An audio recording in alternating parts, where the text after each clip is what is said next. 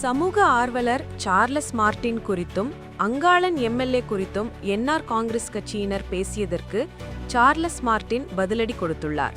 புதுவை திருபுவனை சட்டமன்ற தொகுதிக்குட்பட்ட மதகடிப்பட்டு சந்திப்பில் ஜேசிஎம் மக்கள் மன்ற அலுவலகம் திறப்பு விழா நேற்று மாலை நடந்தது.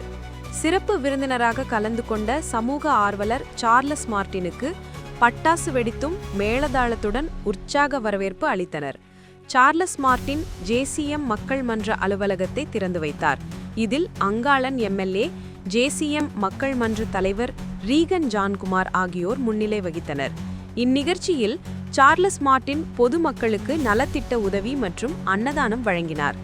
மதகடிப்பட்டு பகுதியில் உள்ள அரசு ஆரம்ப சுகாதார நிலையத்திற்கு 1.5 டன் ஏசி இயந்திரம் வழங்கிய அவர், மழைக்காலம் வர உள்ளதால் சாலையில் விழும் மரங்களை உடனடியாக அப்புறப்படுத்தும் வகையில் மரம் அறுக்கும் இயந்திரம், பாம்பு பிடிக்கும் கருவி ஆகியவற்றை வழங்கினார்.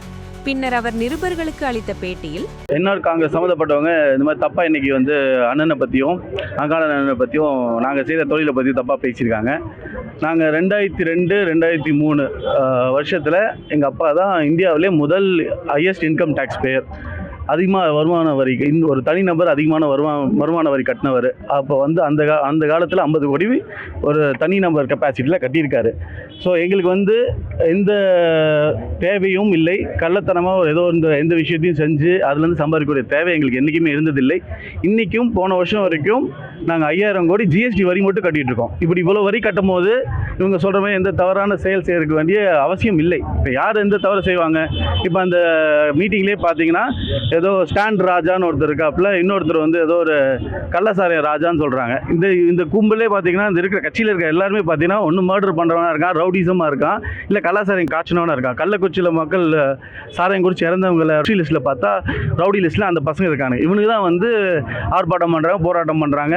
ஸோ இந்த மாதிரி தப்பான விஷயங்களை பரப்பக்கூடாது. ஒன்று அது போக இன்றைக்கி புதுச்சேரியில் ஏகப்பட்ட விஷயங்கள் இருக்குது. அன்எம்ப்ளாய்மெண்ட், பிபிசி ரிப்போர்ட் படி, நீத்தி ஆயோக் ரிப்போர்ட் படி 50% இளைஞர்களுக்கு வேலை வாய்ப்பு இல்லை. ஃபர்ஸ்ட் அந்த விஷயத்தை அரசாங்கம் முன்னெடுத்து அதை சரி செய்ய பார்க்கணும். அதை விட்டுட்டு அரசியலுக்கு நல்ல செய்ய வரவங்களை இந்த மாதிரி தவறாக சித்தரித்து இந்த மாதிரி வரவங்களை தடுத்து நிப்பாட்டக்கூடாது.